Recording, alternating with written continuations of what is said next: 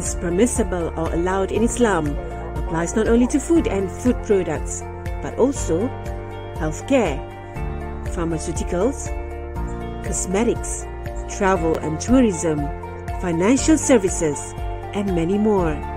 It is an assurance of safety, quality, cleanliness, modesty, ethical consideration and care for the environment. Halal has evolved from being a product-based approach to a halal supply and bigger value chain. The halal industry is experiencing expansion. Is Malaysia ready to play a leading role in the halal industry development agenda? Let's discuss. We have a new talk show. Kini Halal.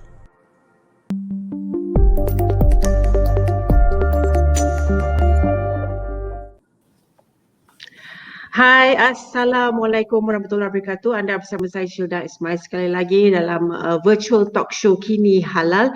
Kali ini episod kelima kita sudah ke udara, Alhamdulillah. Dan hari ini kita akan bicarakan satu topik tentang kegemaran ramai, iaitu makanan halal. Dan hari ini kita akan bicarakan tentang sekuriti makanan halal. Dan pada hari ini juga saya rasa bertuah kerana saya bersama dengan tiga pejuang halal, iaitu Dr. Nurlizan bin Muhammad Noor, Ketua Pengarah Perkhidmatan Veterina. Assalamualaikum Datuk. Waalaikumsalam warahmatullahi wabarakatuh. Dan panel yang kedua kita bersama dengan Datuk Dr. Sirajuddin bin Suhaimi. Datuk Siraj iaitu Pengarah Kanan Bahagian Penyelidikan JAKIM.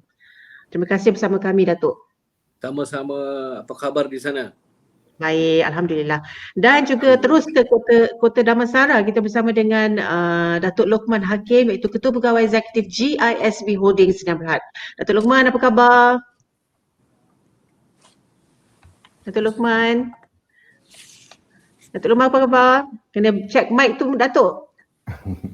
Okey, tidak mengapa, nanti kita akan check mic dia. Alright, sebelum kita membicarakan tentang isu ataupun lebih bukanlah kita kata isu tentang topik ini, Kini Halal memperjuangkan pandangan konsumer. Jadi maka konsumer berhak untuk tahu tentang beberapa perkara tentang sama ada Malaysia mampu atau bersedia menyediakan sistem pertanian dan makanan halal yang dinamik. Yang ini menyediakan makanan halal yang mencukupi, satu, berpatutan, selamat serta berkhasiat kepada semua orang di mana-mana saja setiap hari walaupun kita dalam krisis, contohnya krisis COVID-19. Baiklah, pertama sekali saya ingin ajukan soalan kepada Jabatan Perkhidmatan Veterina, Datuk Nurlizan. Boleh ceritakan sedikit tentang apa peranan Jabatan Perkhidmatan Veterina dalam memastikan sumber ternakan sumber makanan yang mencukupi, satu, berpatutan, halal dan selamat. Silakan. Terima kasih Puan Moderator. Assalamualaikum warahmatullahi wabarakatuh. Bila kita bercakap pasal food security atau jaminan bekalan makanan, dia ada tiga perkara yang kita kena ambil perhatian. Yang pertama ialah availability, kebolehdapatan produk-produk makanan dalam konteks fungsi tanggungjawab Jabatan Perkhidmatan Veterina adalah produk makanan berasaskan ternakan. Daging lembu kerbau, daging kambing, susu, telur dan ayam. 5 komoditi utama yang menjadi fokus Jabatan Perkhidmatan Veterina untuk memastikan jaminan bekalan makanan itu available. Satu ialah availability, dua ialah accessibility, iaitu kebolehcapaian, dan ketiga ialah affordability. So, Jabatan Perkhidmatan Veterina memang telah menjadi tanggungjawab kami untuk memastikan bekalan makanan berasaskan ternakan, daging, susu, telur, ayam dan sebagainya itu mencukupi untuk rakyat Malaysia. Dalam salah satu fokus utama yang menjadi kepentingan kepada Jabatan Perkhidmatan Veterina ialah untuk memastikan tahap SSL, Self-Sufficient Level, ataupun tahap sari diri dalam pengeluaran makanan berasaskan haiwan atau ternakan adalah mencukupi. Dalam konteks ini, kita memastikan supaya pihak-pihak yang terlibat dalam industri peternakan mampu untuk mengusahakan dan mengeluarkan produk makanan berasaskan haiwan yang mencukupi. Pun begitu, kita kena ingat banyak kekangan, halangan dan isu masalah yang dihadapi di peringkat lapangan. Bagaimanapun, kami fokus yang pertama ialah untuk meningkatkan pengeluaran daging dan susu. Ini adalah dua komoditi atau sub-komoditi dalam makanan berasaskan ternakan yang kita masih jauh tertinggal dan untuk memenuhi keperluan masyarakat Malaysia. Contohnya pengeluaran daging lembu, kerbau, kita hanya mampu mengeluarkan lebih kurang dalam 23% tahap sara diri untuk memenuhi keperluan rakyat Malaysia. Bakinya adalah berasaskan kepada import. Bagaimanapun untuk pengeluaran susu, kita dalam tempoh 5 tahun terakhir rancangan Malaysia ke-11 termasuklah pada tahun ini 2020, pengeluaran susu segar ataupun susu cair sama ada pasteurized ataupun UHT, kita telah mampu meningkatkan ke tahap 58% daripada keperluan rakyat Malaysia. Itu susu segar. Saya tak bercakap mengenai produk tenusu kerana kalau produk tenusu termasuklah cheese, butter, aiskrim, ataupun susu tepung dan sebagainya, kita masih lagi mengeluarkan pada tahap 5%. Tapi kalau kita bercakap mengenai susu segar, kita dah berupaya meningkatkan pengeluaran statistik tahun lepas kepada 58% tahap sara diri. Pun begitu, dalam pengeluaran telur dan ayam, daging ayam, kita telah mencapai melebihi 100% daripada keperluan rakyat Malaysia. Sebagai contoh, daging ayam 104% tahap sara diri dan telur sehingga 114%. Dan lebihan ini bukan sekadar untuk keperluan rakyat Malaysia tapi juga dieksport ke luar negara, khususnya ke market tradisi kerajaan Malaysia iaitu Singapura. Jadi dalam konteks untuk memastikan bahawa bekalan daging lembu, kerbau, kambing dan biri-biri mencukupi, Jabatan Perkhidmatan Veteriner telah pun merangka satu strategi iaitu kalau untuk pengeluaran daging kita ada 5 years beef plan untuk meningkatkan pengeluaran daging kepada 30% untuk tempoh 5 tahun akan datang. Itulah kemampuan dalam tempoh 5 tahun akan datang daripada 23%, kita dengan merangka beberapa pelan strategi dan untuk tempoh 5 tahun, kita menjangkakan atau mensasarkan kita mampu untuk meningkatkan pengeluaran daging kepada 30% daripada keperluan rakyat Malaysia, di mana 70% lagi nanti masih perlu diimport. Bagaimanapun untuk susu, kita ada dairy plan dan nampaknya dia lebih menyerlah kerana ada komitmen yang besar daripada pemain-pemain industri untuk pengeluaran susu segar secara komersial. Jadi sebab itulah daripada 25% kita punya pengeluaran untuk tempoh yang terdahulu telah meningkat kepada 58% menjelang tahun 2019 dan kita jangkakan untuk tempoh 5 tahun akan datang dengan pelan strategi pengembangunan untuk meningkatkan pengeluaran susu segar negara, kita insya-Allah kalau kita dapat mengikuti ataupun mematuhi semua pelan strategi yang kita rencanakan untuk tempoh 5 tahun, kita menjangkakan kita dapat mengeluarkan 100% pengeluaran susu segar tempatan.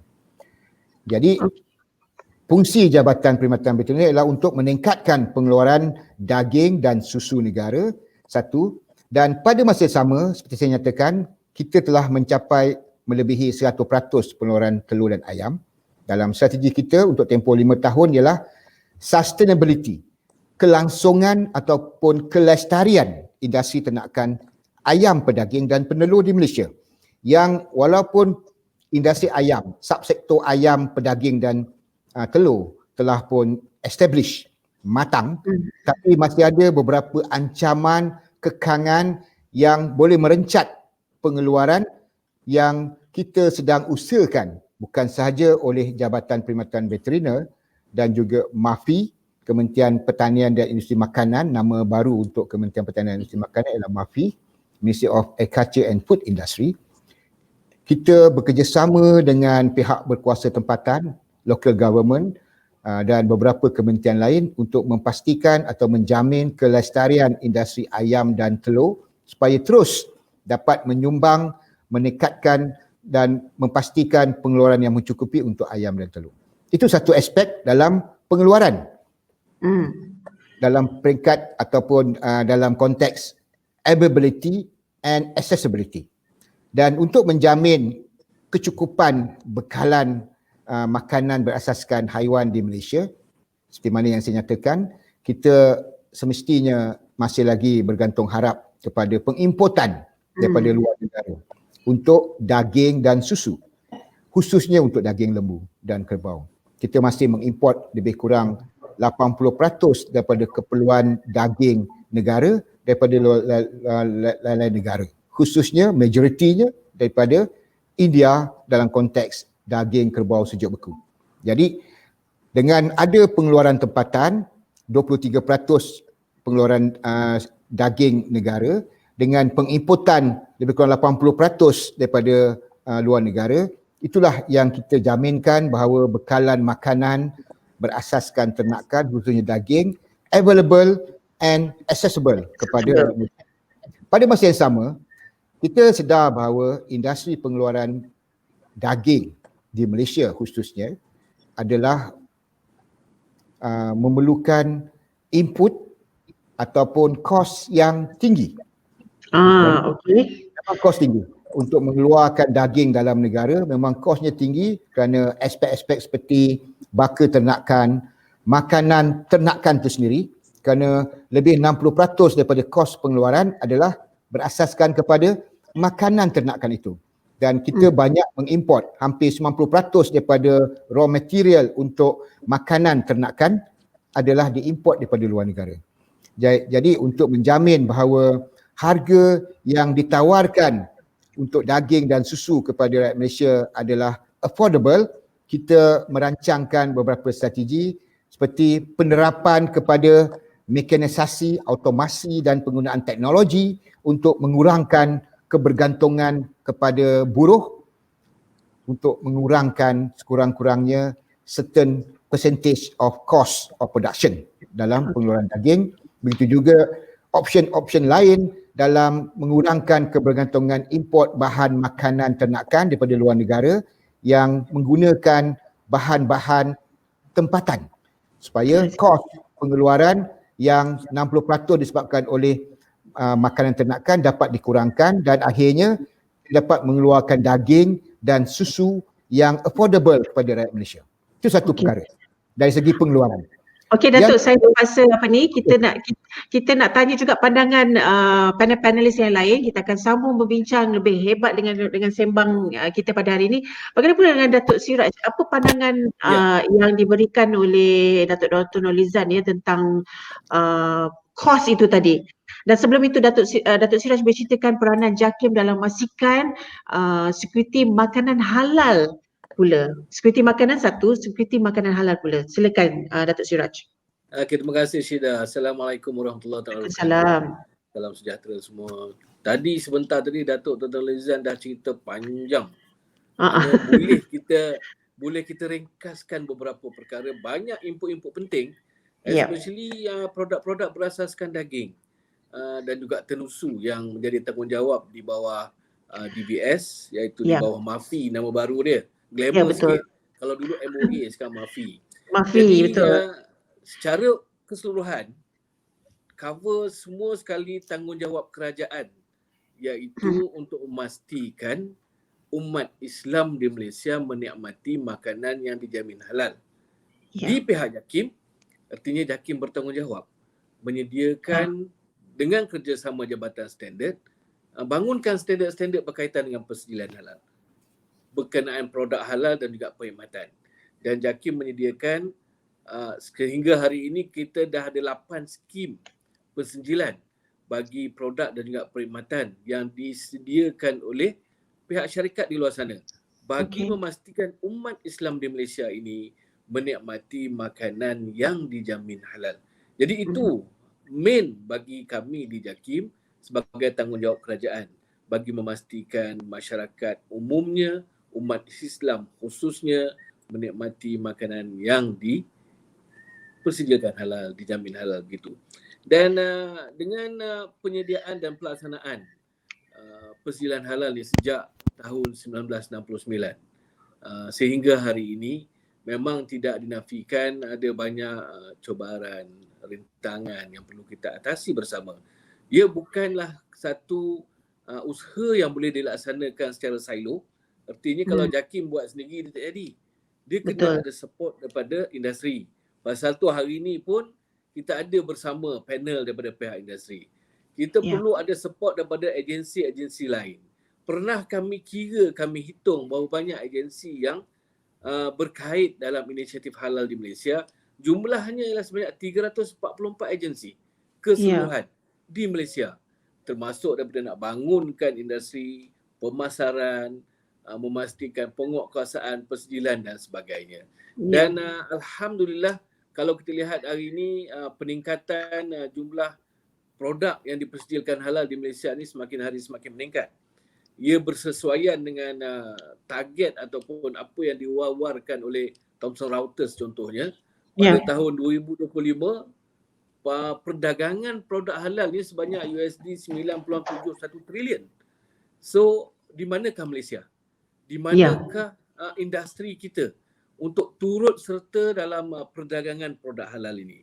Sebentar tadi Datuk Dr. Nurlizan banyak menyentuh bahawa sehingga hari ini usahawan ataupun peladang, petani, penternak di Malaysia masih belum dapat nak memenuhi keperluan masyarakat Malaysia dalam produk-produk berasaskan daging dan tenusu. Dan kalau dalam sekelip mata ataupun dalam masa yang pendek, perkara ini agak sukar untuk kita atasi. InsyaAllah.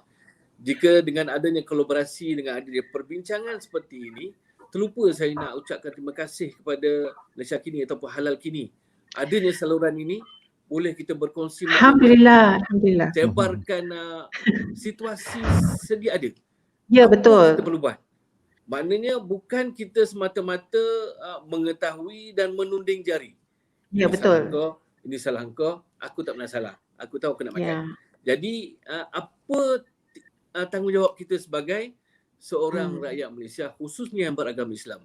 Kalau dia seorang pekedai runcit, ada tanggungjawab dia. Jika dia seorang penjawat awam, pastinya ada tanggungjawab dia. Sebagai seorang pemilik industri yang besar pun ada tanggungjawab dia. Ya, bagaimana nak memberansangkan perkhidmatan halal, produk halal dan pemasaran halal di Malaysia, insya-Allah. Jadi boleh saya kembali balik pada moderator. Banyak lagi cerita nak cerita. Banyak cerita 2 jam ni Datuk. Okey. Sebenarnya saya pun nak cerita. Macam kita cerita tentang tanggungjawab. Tanggungjawab ni seharusnya holistik ya. Bukan saja terletak kepada JAKIM ataupun kepada Jabatan Perkhidmatan Veterina. Okey, kita nak juga tanya kepada pemain industri ni. Kita bersama dengan Datuk Luqman. Datuk Luqman, apakah rasanya sebagai syarikat pengeluar makanan ya?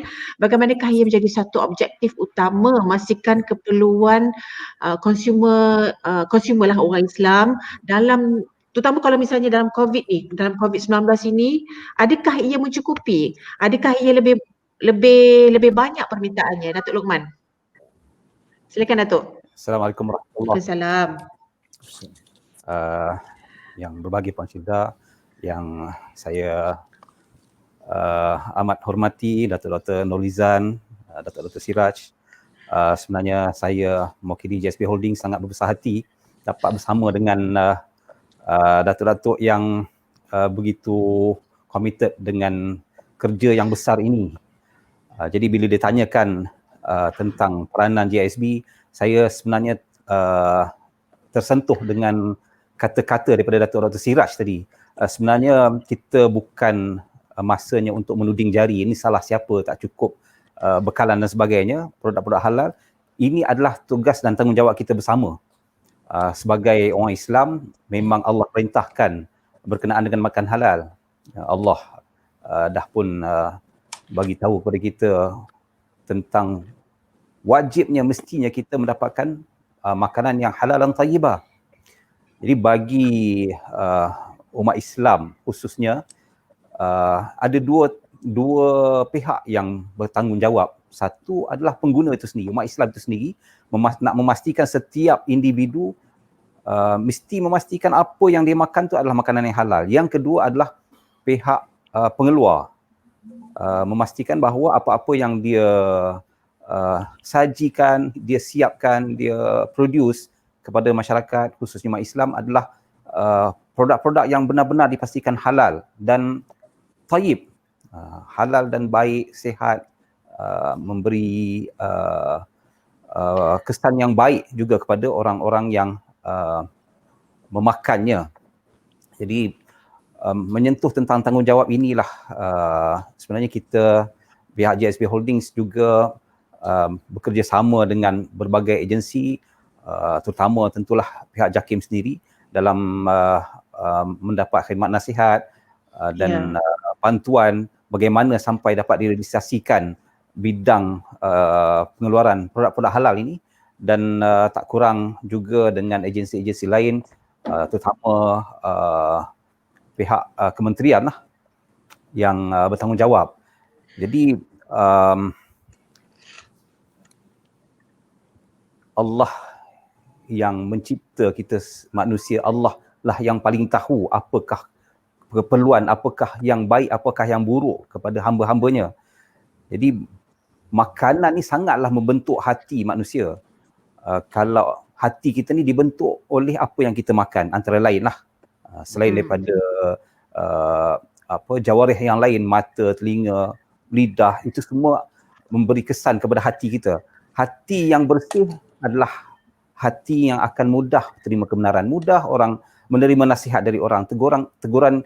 Cukuplah kita mendengar kuliah yang ringkas daripada ustaz, ulama, akan membuatkan kita mudah buat perubahan diri. Tapi kalau hati yang kita biarkan kotor, hitam melalui makanan yang kita makan, contohnya misalnya yang kita tidak pastikan halal, syubhah dan sebagainya, itulah yang akan menghalang nanti untuk kita mudah terima kebenaran dari Allah. Jadi dalam konteks inilah JSB sebagai salah satu syarikat yang kerdil sahaja yang perlukan kerjasama daripada semua pihak untuk kita memastikan keperluan konsumen Muslim khususnya dalam krisis COVID ini dapat dipenuhi.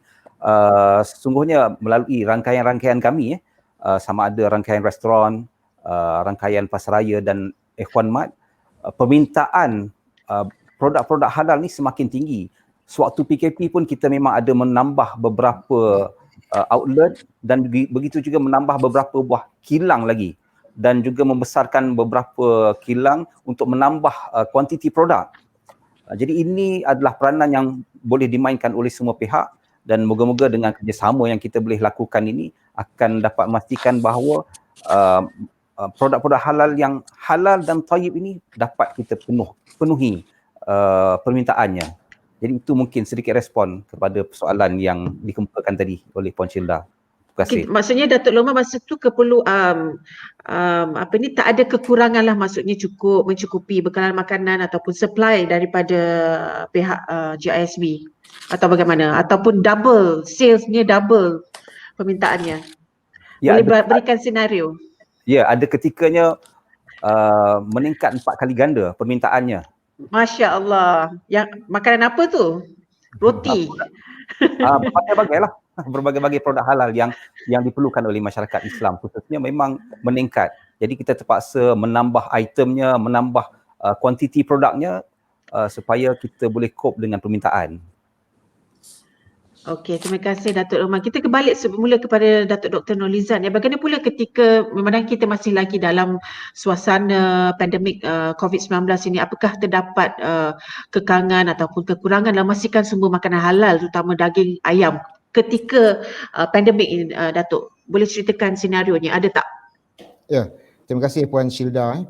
Ya, Sebelum sama. saya cerita pasal pandemik 19, boleh tak saya sentuh pasal apa yang dimaklumkan oleh Datuk Sirajuddin dengan Datuk Lokman berhubung dengan halalan thayyibat tadi. Silakan. Di samping Jabatan Perkhidmatan Veteriner berusaha untuk memastikan bekalan yang mencukupi, untuk memastikan bahawa makanan yang dikeluarkan oleh ternakan sama ada daging, susu, telur, ayam itu adalah halalan thayyiban dalam value chain-nya itu. Kita juga memainkan peranan untuk memastikan bahawa sumber ternakan yang diperolehi untuk disembelih dan diproses tempatan itu adalah berasaskan daripada ternakan yang sihat, bebas daripada jangkitan penyakit. Itu satu perkara yang kita kena lihat dari segi halalan thayyiban. Dan sepanjang pengeluaran itu, Jabatan Perkhidmatan Veteriner memainkan peranan untuk memastikan bahawa makanan, produk berasaskan ternakan yang dikeluarkan itu adalah bersih dan selamat dengan menyediakan perkhidmatan-perkhidmatan seperti pemeriksaan daging di rumah-rumah sembelih ataupun loji-loji pemprosesan swasta. So di sepanjang value chain itu kita bukan sekadar memastikan pengeluaran yang mencukupi datang daripada ternakan yang sihat dan bebas daripada jangkitan penyakit, tapi juga diproses dan dikeluarkan, dihasilkan selamat, bersih dan suci untuk makanan manusia di Malaysia. Sepanjang tempoh COVID-19, kita memang menghadapi banyak kekangan. Tetapi alhamdulillah dengan kolaborasi daripada semua pihak, Jabatan Perkhidmatan Veteriner, jabatan-jabatan agensi di bawah MAFI, pihak MAFI sendiri, MITI dan lain-lain kementerian dan juga stakeholder kami, kerana di sepanjang rantaian nilai dia bukan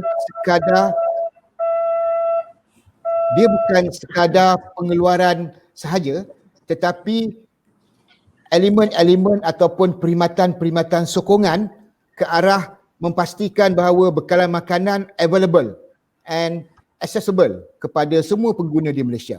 Termasuklah bekalan input makanan, peralatan-peralatan untuk menyokong kepada aktiviti-aktiviti pemprosesan, pengangkutan, peralatan-peralatan ataupun bahan-bahan yang digunakan untuk membungkus, packaging ataupun cartoning, kotak-kotak itu semua adalah berfungsi dan beroperasi sepanjang tempoh COVID-19. So semua kolaborasi, kerjasama, semua pihak yang terlibat dan berkepentingan dalam pengeluaran makanan sepanjang value chain itu telah memainkan peranan yang signifikan dalam kita memastikan bahawa at the end bekalan daging, susu, telur dan ayam available dan kedapatan mampu diperolehi dan dibeli serta selamat untuk makanan rakyat Malaysia sepanjang tempoh 4 atau 6 bulan kita menghadapi krisis COVID-19 sejak daripada 18 Mac sehinggalah pada hari ini. So ini semua telah memainkan peranan dan alhamdulillah setakat ini laporan yang kita terima, saya rasa mungkin Datuk Dr. Sirajuddin, Datuk Lokman bersetuju dengan saya, walaupun kita menghadapi ancaman COVID-19, alhamdulillah sehingga setakat ini kita tidak lagi mendengar kekurangan ataupun ketidakdapatan bekalan makanan berasaskan agro makanan secara keseluruhan, bukan sekadar daging, susu, telur dan ayam, tapi juga ikan, sayur, buah-buahan dan sebagainya.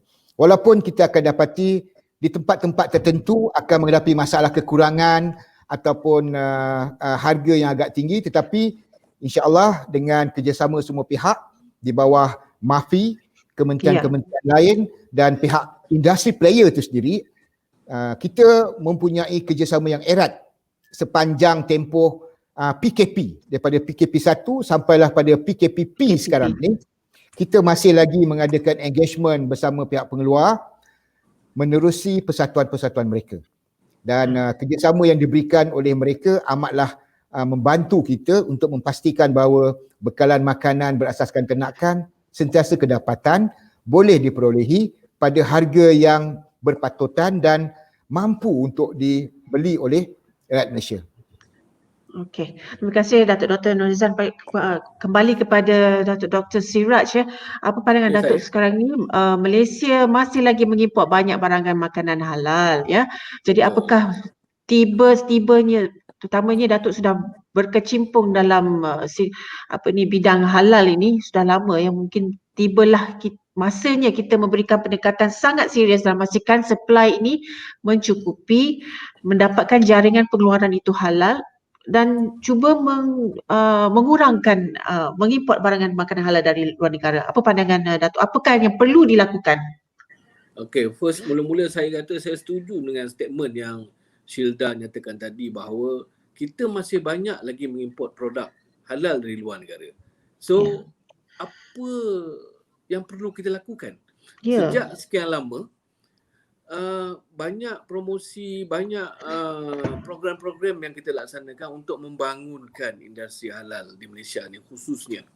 Dan kita masih bernasib baik, alhamdulillah, walaupun waktu pandemik COVID-19 yang PKP peringkat awal 18 Mac yang juga disebut oleh Bahagia Datuk Dr. Nurlizan sebentar tadi, syukurnya tidak berlaku di mana-mana tempat sampai ke peringkat kebuluran. Artinya supply sampai. Kekurangannya mungkin dia tak ada duit nak beli barang. Tapi produk ada. Tak ada sampai ke peringkat orang tak dapat produk. Oleh itu, sebagaimana yang kita bincang sebentar tadi, disebut juga oleh Datuk Lokman, bahawa tanggungjawab semua pihak, tanggungjawab pihak-pihak yang dah memang duduk di industri ataupun agensi kerajaan yang bertanggungjawab membuat promosi, penggalakkan jika ada dana yang boleh diberi kepada pihak syarikat untuk membangunkan perniagaannya.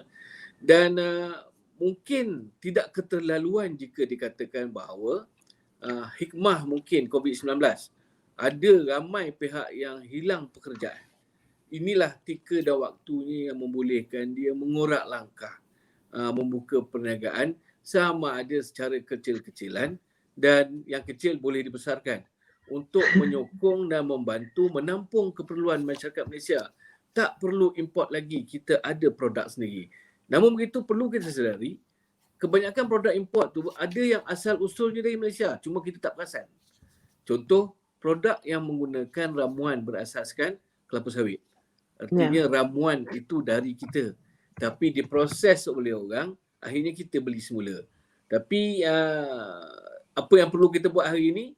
Meramaikan lagi usahawan-usahawan di luar sana dengan kesedaran yang cukup mencukupi, boleh membangunkan produk yang dipersejakan halal yang boleh memanfaatkan umat Islam. Mungkin lebih ramai lagi tokoh-tokoh lain boleh dikeluarkan macam Datuk Lokman yang boleh mengeluarkan produk dan memberi manfaat kepada umat Islam di Malaysia umumnya dan juga masyarakat lain, insya-Allah. InsyaAllah, amin insyaAllah. Okey Datuk Lokman, seperti yang kita dengar daripada Datuk Siraj, motivasi kepada pemain industri, meramaikan usahawan, itu yang saya nak dengar pada hari ini tu, meramaikan usahawan ya. Terutama sekali di kala kita di pandemik ini telah menyedarkan diri kita kepentingan untuk kita bercocok tanam contohnya, menyedarkan diri kita untuk mengeluarkan produk kita sendiri kan, daripada kita bergantung kepada luar negara.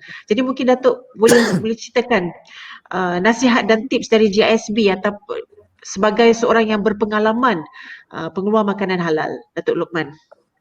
Terima kasih. Petang ni saya sangat teruja dan terangsang dengan kata-kata semangat daripada Datuk Siraj khususnya tentang dorongan untuk kita khususnya umat Islam lah bertungkus lumus, bergotong royong, berganding bahu menyediakan produk-produk makanan halal untuk keperluan semua. Saya memberi sedikit contoh di rangkaian Pasaraya Ikhwan ataupun Ikhwan Mart, kita ada sekitar 15 atau 15,000 lebih item yang kita jual atau kita pamerkan di pasaraya kita.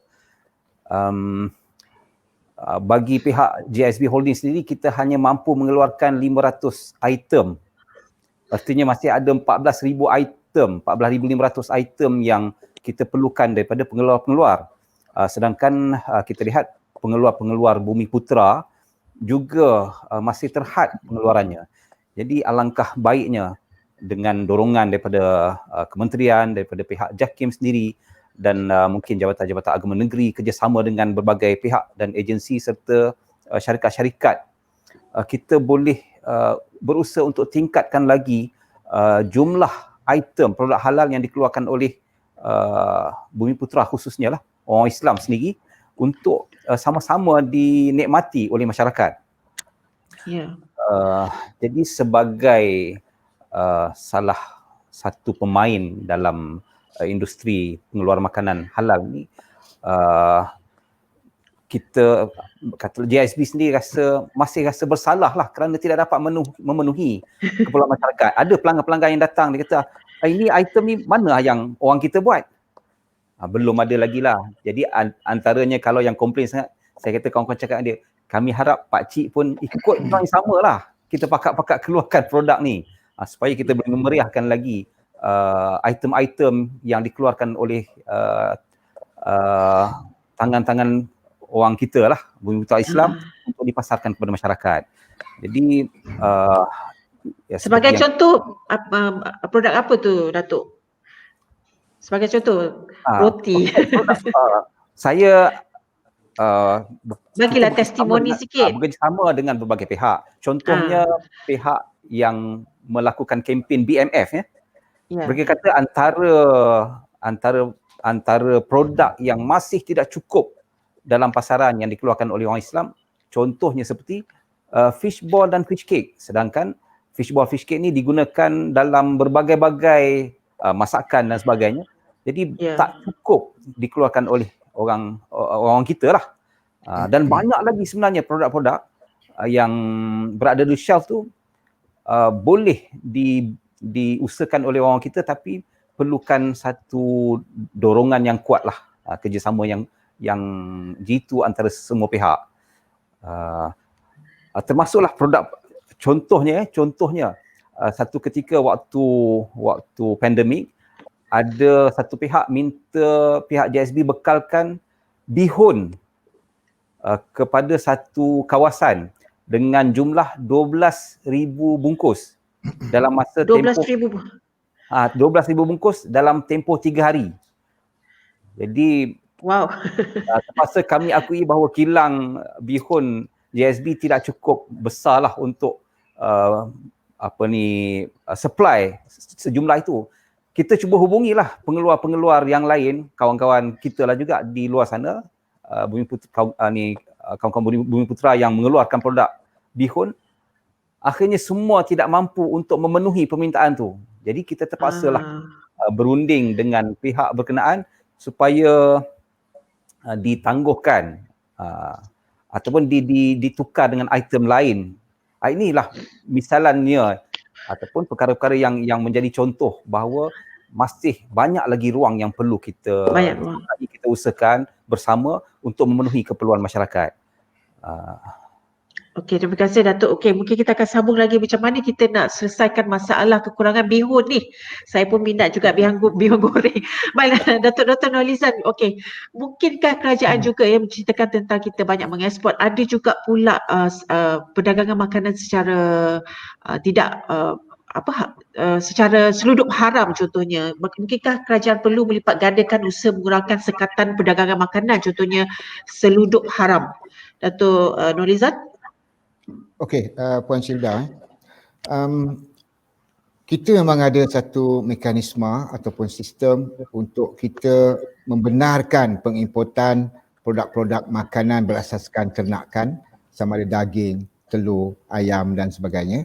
Kerana Jabatan Perkhidmatan Veteriner bertanggungjawab untuk memastikan bahawa sumber dari mana datangnya makanan yang nak diimport masuk ke Malaysia itu adalah daripada rumah sembelih ataupun loji pemprosesan yang telah pun menjalani ataupun melaksanakan aktiviti-aktiviti pemprosesan yang memenuhi standard keperluan negara dari aspek bebas penyakit dan keselamatan makanan itu sendiri. Yakin juga mempunyai peranan untuk memastikan bahawa produk yang diimport itu adalah halal. Jadi ini dua perkara yang kita laksanakan untuk memastikan atau memberi jaminan bahawa produk makanan yang diimport daripada mana-mana negara, sama ada Australia, New Zealand, India, Brazil ataupun negara-negara lain itu adalah selamat untuk dimakan oleh rakyat Malaysia, dan dalam perkara yang lain adalah halal. Kita tidak menghalang mana-mana pihak untuk mengimport asalkan datang daripada sumber loji rumah sembelih yang telah pun mendapat pengiktirafan kerajaan Malaysia dari aspek keselamatan makanan dan kehalalannya. Dalam konteks ini, apabila kita nak menggalakkan lebih ramai orang untuk terlibat dalam aktiviti pengimportan, saya tak langsung kita dapat membendung kemasukan daripada sumber-sumber yang tidak diketahui menerusi penyeludupan ataupun illegal imports yang masuk ke Malaysia. Jabatan Perkhidmatan Veteriner dengan kerjasama pihak berkuasa di pintu masuk, khususnya MAKIS, Malaysian Inspection and Quarantine Services di bawah MAFI juga, dan dengan dibantu oleh Custom, sentiasa memantau produk-produk yang masuk ke dalam Malaysia adalah memenuhi syarat keperluan dan jaminan keselamatan dan halal yang datang daripada sumber-sumber yang telah pun diluluskan oleh kerajaan Malaysia menerusi Jabatan Perkhidmatan Veteriner dan juga JAKIM. Dan kalau kita lihat balik, sejak tempoh beberapa bulan ataupun beberapa tahun kebelakangan ini, telah banyak pengimportan illegal yang masuk ke pintu masuk negara, sama ada di lapangan terbang ataupun pelabuhan, telah pun ditahan dan dirampas oleh pihak MAKIS. Ini satu indikator yang agak memberansangkan ataupun memberikan keyakinan yang lebih kepada rakyat Malaysia bahawa sekiranya ada aktiviti pengimportan secara illegal ataupun penyeludupan ini, dia lama kelamaan tak akan selamat juga, kerana pihak berkuasa yang bertanggungjawab di pintu masuk sentiasa memantau dan mengambil tindakan yang sewajarnya. Dalam konteks ini, kita ingin mengingatkan semua pihak yang terlibat dalam industri ini, pemain-pemain industri, khususnya pengimport-pengimport makanan Malaysia, supaya berhubung dengan Jabatan Perkhidmatan Veteriner sama ada secara langsung ataupun melalui website kami untuk mengetahui mana-mana rumah sembelih, loji-loji pemprosesan makanan berasaskan haiwan yang telah pun diiktiraf oleh kerajaan Malaysia. Kita sentiasa memberikan input dan membantu mereka bagaimana prosedur yang mereka perlu patuhi supaya apabila mereka membawa masuk adalah secara legal, selamat untuk dimakan oleh rakyat Malaysia, dan yang lebih penting adalah produk itu terjamin halal oleh pihak berkuasa JAKIM Malaysia. Okey, kita kembali kepada Datuk Siraj. Saya sebenarnya sangat seronok dengan apa yang Datuk Lokman cakap dia, apabila ketidakcukupan bihun itu tadi, melihatkan satu senario beliau sendiri telah mencari supplier-supplier lain untuk memenuhi permintaan itu tadi.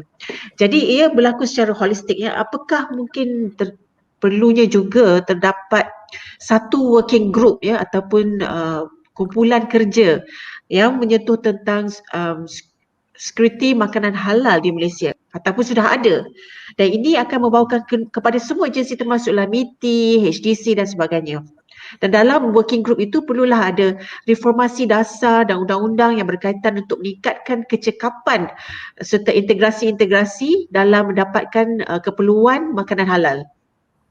Silakan Datuk Siraj. Okey, terima kasih atas ingatan dan lontaran cerita ataupun kisah yang berlaku waktu COVID-19 yang sebelum ini oleh Datuk Lokman tu mengingatkan saya bahawa ini bukanlah pertama kali berlaku. Cuma mungkin ia berlaku dalam negara. Sebelum ini pernah berlaku apabila ada di antara industri usahawan halal Malaysia yang mengeksport produk ke luar negara. Namun begitu, oleh kerana kualiti dan juga jaminan yang ada pada produk yang dipersediakan halal di Malaysia menyebabkan permintaan tu semakin meningkat. Tak cukup satu kontena, nak 2 kontena sebulan. Tak cukup 2 kontena, nak 3 kontena sebulan. Namun begitu, ia menyebabkan industri yang ada di Malaysia ini tidak mampu untuk memenuhi keperluan dan juga tuntutan, demand tu terlalu tinggi. Jadi tadi kembali kepada apa yang ditanya, ada tak working group yang berbincang kerana isu ini? Yeah. The existing one memang ada. Namun dari masa ke semasa, item atau perkara yang dibincangkan itu semakin meluas. Contoh, Pihak JAKIM sendiri berkolaborasi dengan pihak MOSTI, mana Ministry of Science, Technology and Innovation. Di bawah MOSTI ada banyak dia punya agensi-agensi yang boleh membantu. Melihat dari aspek apa yang boleh disumbangkan untuk membangunkan usahawan yang ada di Malaysia. Mempermudahkan proses pengeluaran produk menggunakan sains dan teknologi.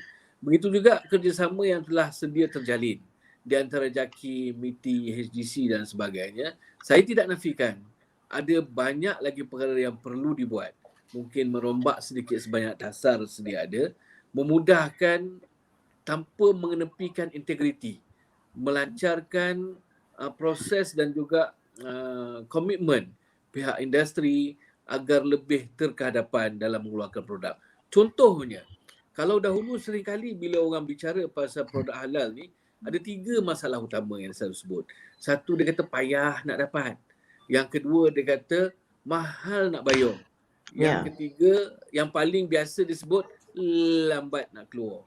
Jadi usaha yang telah dilaksanakan oleh pihak JAKIM, beberapa inovasi yang telah kita laksanakan. Yang pertama, kalau kata payah nak dapat, kerana industri sendiri tidak bersedia dan memahami keperluan persediaan halal untuk mengeluarkan produk halal. Oleh kerana itu banyak promosi yang kita buat, banyak juga mempermudahkan dan melengkapkan skema persediaan itu sendiri. Contoh, kalau dahulu tanggungjawab memastikan bahawa produk itu halal terletak pada badan persediaan, iaitu JAKIM. Hari ini kita upgrade apa yang kita namakan, kalau dahulu halal test for. Ambil produk hantar makmal, ada tak dikesan alkohol, dikesan DNA porcine. Hari ini tak. Tanggungjawab itu halal bring in, diletakkan pada industri. Sebab tu JAKIM bangunkan halal insurance system.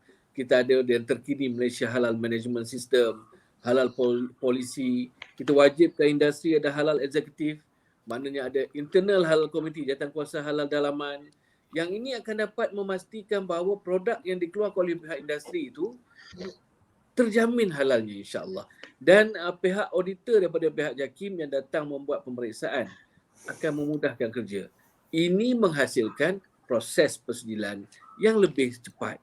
Yang tadi mengatasi masalah kata lambat dan sebagainya. Hari ini kita dah keluar sedia less than 30 days. Malah kita dah ada banyak rekod yang kita keluarkan within dalam tempoh 14 hari.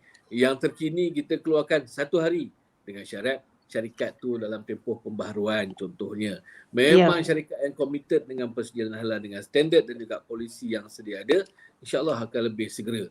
Jadi ini antara perkara-perkara yang ongoing proses. Kalau tadi kata working group yang ada, di samping dengan agensi-agensi kerajaan sedia ada, MOSTI dengan Kementerian Pembangunan Usahawan, ongoing. Sebab mereka ada dana. Macam mana nak bangunkan usahawan? Kita ada ilmu. Macam mana kita nak bangunkan usahawan dengan ilmu yang ada? Kombinasi ini insya-Allah akan dapat meramaikan lagi. Bukan sahaja usahawan dalam bentuk industri, malah juga usahawan dalam bentuk koperasi. Dan sebelum ini pernah dikata kenapa payah dapat sejalan, kerana bekalan tu payah nak dapat. Koperasi memainkan peranan yang amat besar untuk menyampaikan bekalan kepada industri untuk membolehkan industri mendapat bekalan bahan mentah yang permanent, yang tetap. Mana sama je, kalau dia beli ayam daripada syarikat A, dia boleh dapat selalu daripada syarikat A. Memastikan persediaan halal iaitu konsisten, kekal dengan bekalan bahan mentah yang halal. InsyaAllah dengan pihak IPTA pun kami seringkali berkolaborasi. Bagaimana pensyarah IPTA atau pelajar IPTA boleh membantu kerajaan membangunkan industri halal, melahirkan usahawan-usahawan graduate ataupun yang baru graduat daripada universiti. InsyaAllah satu hari nanti kita akan dapat lihat hasilnya. Namun begitu, macam mana disebut tadi, semua pihak mempunyai peranan dan komitmen dia sendiri bagi memastikan hasrat Malaysia untuk menjadi peneraju halal global, insyaAllah. InsyaAllah. Datuk bila dah masuk Jabatan Pendidikan ni, dia lagi bermotivasi, lagi excited ya? Allah masuk di Dan kalau dulu kita cerita halal tu pasal itu je. Ya. Dekat penyelidikan ni dia cover macam-macam ada. Macam-macam. Boleh nampak lah, nampak secara holistik kan? Ya. Dan nampak dengan terang. Lebih luas. Ya, Alhamdulillah. Alhamdulillah. Okey, Datuk Lokman, tadi kita cerita pasal harga. Datuk Dr. Nolizan pun ada cerita pasal bagaimana kita nak mengurangkan kos. Begitu juga dengan Datuk Siraj pun ada cerita pasal kos. Adakah harga menjadi penghalang kepada pengeluar makanan dalam rantaian makanan global? Macam mana dengan price kompetitif di GISB? Terima kasih. Saya nak menarik perhatian kepada pengguna, ya, sedikit perhatian kepada pengguna. Memanglah sepatutnya pengeluar ni mesti mengusahakan supaya dia boleh keluarkan produk dengan harga yang bukan kata kita kompetitif, tapi dengan harga yang mampu memudahkan untuk para pengguna di semua peringkat untuk mendapatkan segala keperluan mereka. Namun pihak pengguna juga kena faham mengapa satu-satu produk yang dikeluarkan oleh pengeluar Islam mungkin sedikit mahal berbanding produk-produk yang mungkin halal juga tapi dikeluarkan oleh pihak yang lain. Ada beberapa kekangan yang mungkin dihadapi oleh pengeluar-pengeluar Bumiputera ini yang perlu diambil kira oleh pengguna.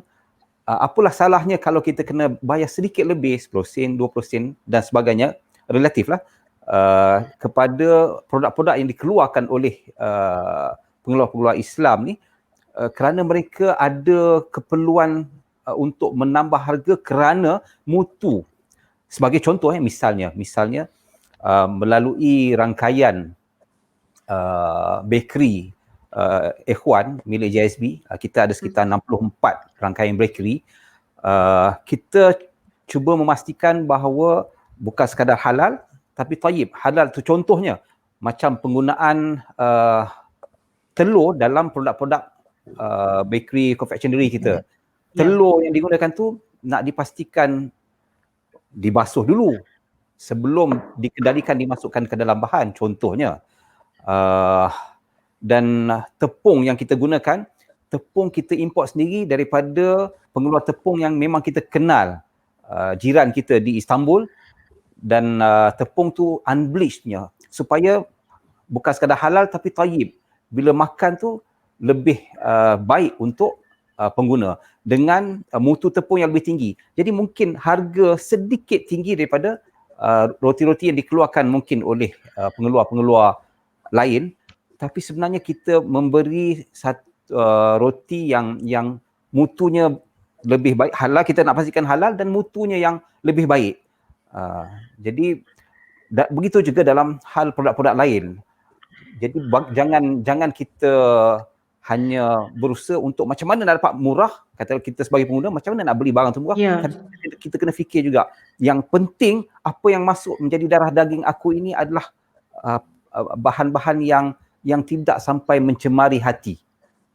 Jadi katalah kena bayar mahal sikit, tidak mengapa, tapi kita dapat sesuatu yang terjamin, halal dan tayyib. Itu sekadar satu lontaran lah kepada masyarakat pengguna. Dan kepada JSB sendiri memang kita sentiasa berusaha macam mana kita nak dapat kurangkan lagi kadar. Tidak mengapalah tidak untung besar, tapi kita boleh membantu masyarakat khususnya yang macam B40 untuk mendapatkan bekalan produk mereka. Namun seperti yang Datuk Siraj sebut tadi, ketidakcukupan bekalan tu memang ada berlaku. Contohnya, katalah di rangkaian Pasaraya Ikhwan Mart, kita membekal daripada kilang JSB membekalkan mi. Belum sampai lori kilang tu belum sampai balik ke kilang yang tidaklah jauh pun daripada Pasaraya, dah pihak Pasaraya telefon, mi dah habis. Sedangkan turun tadi dah 1 lori. Contohnya. Jadi nak sampai balik tu lambatlah. Jadi kalau boleh kita memang adakan beberapa jenama, contohnya kata minyak, ada beberapa jenama keluaran Bumiputera Islam ada di shelf supaya pertama mungkin ada pilihan, yang kedua boleh backup supply antara satu sama lain.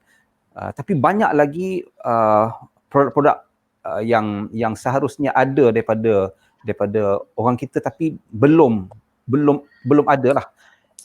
Mungkin antara kekangan kepada pengeluar kita ni, antara yang selalu kita dengar adalah pemasaran. mereka boleh produce tapi nak pasarkan bagaimana.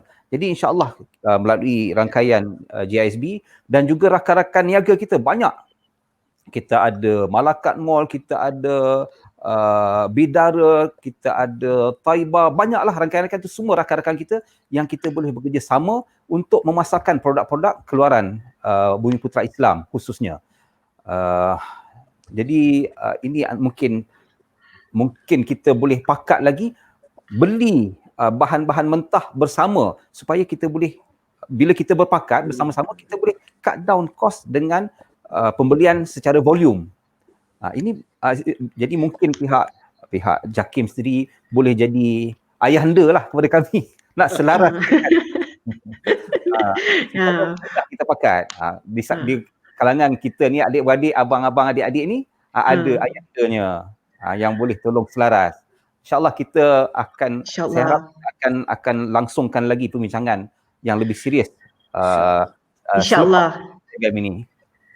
Okey, nampaknya masa sangat-sangat mencemburui antara episod-episod yang saya rasa sangat-sangat seronok saya bincangkan kerana ia adalah berkenaan dengan makanan, dan makanan ini kita bawakan memasuki naluri kita, memasuki darah kita dan sebagainya, dan ini satu-satunya rasanya kita harus bincang lagi ni episod kedua ni bersama-sama dengan panel-panel, dan mungkin kita akan dapatkan panel yang lain.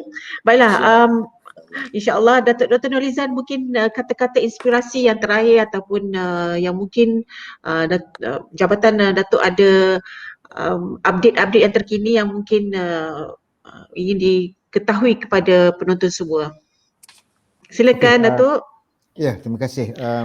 Satu perkara yang nak memastikan supaya bekalan makanan yang selamat, bersih dan halal tu terjamin.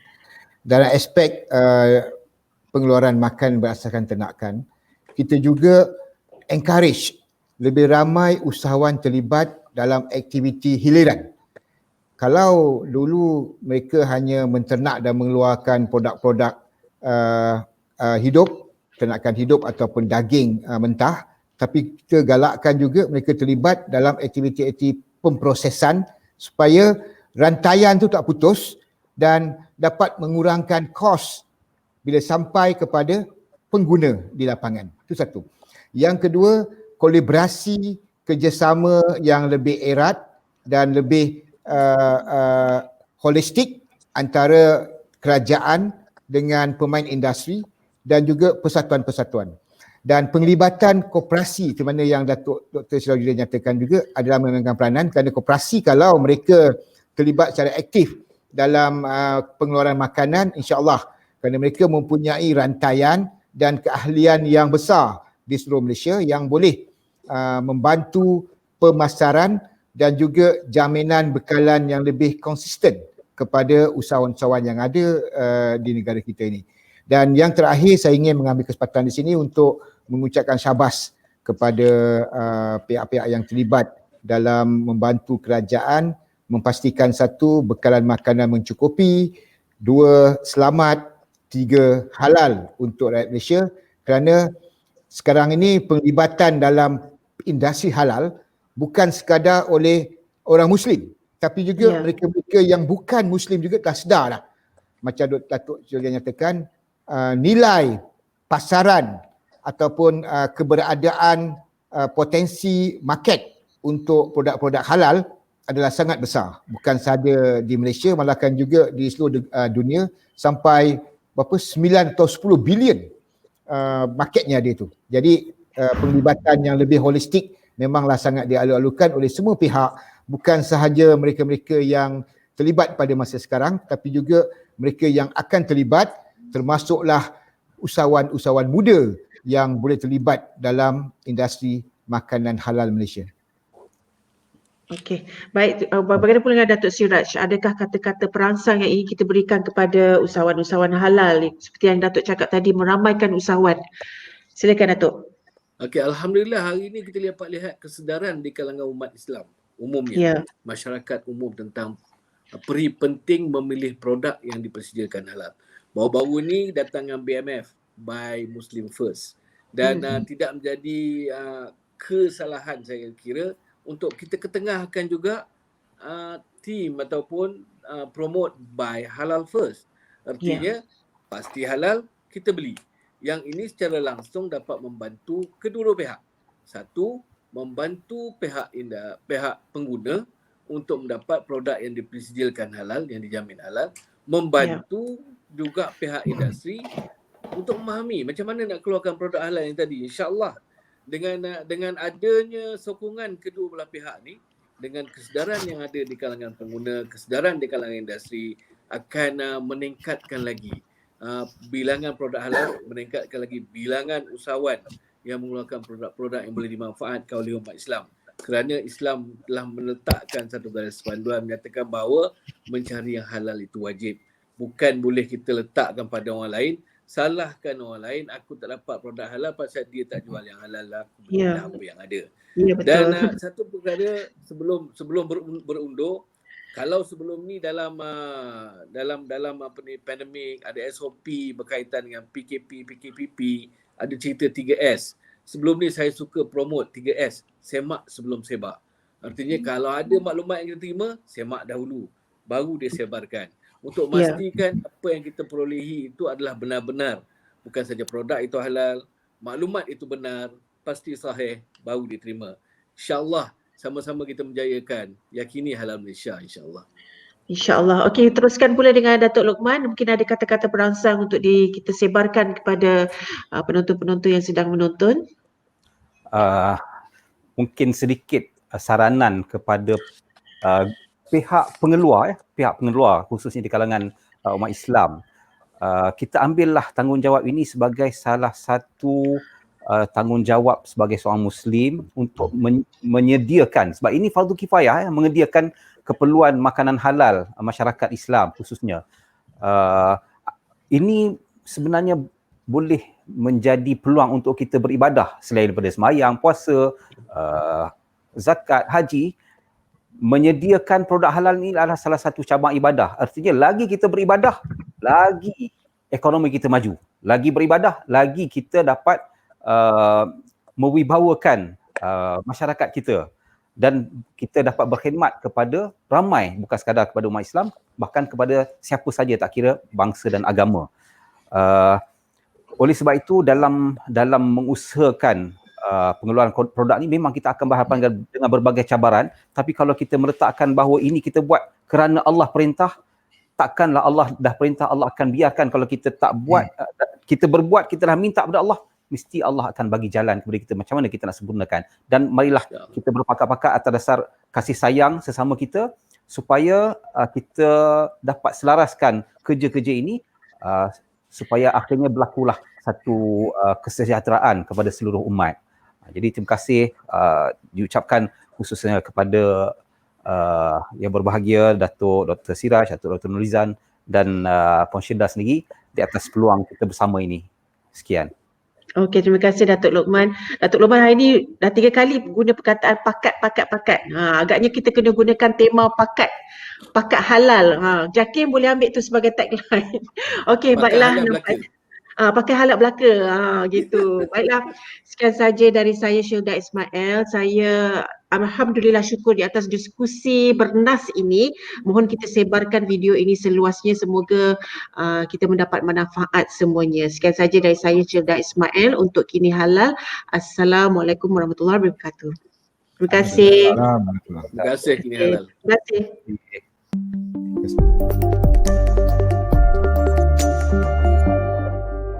Halal means permissible or allowed in Islam. Applies not only to food and food products, but also healthcare, pharmaceuticals, cosmetics, travel and tourism, financial services, and many more. It is an assurance of safety, quality, cleanliness, modesty, ethical consideration and care for the environment. Halal has evolved from being a product-based approach to a halal supply and bigger value chain. The halal industry is experiencing expansion. Is Malaysia ready to play a leading role in the halal industry development agenda? Let's discuss. We have a new talk show. Kini Halal.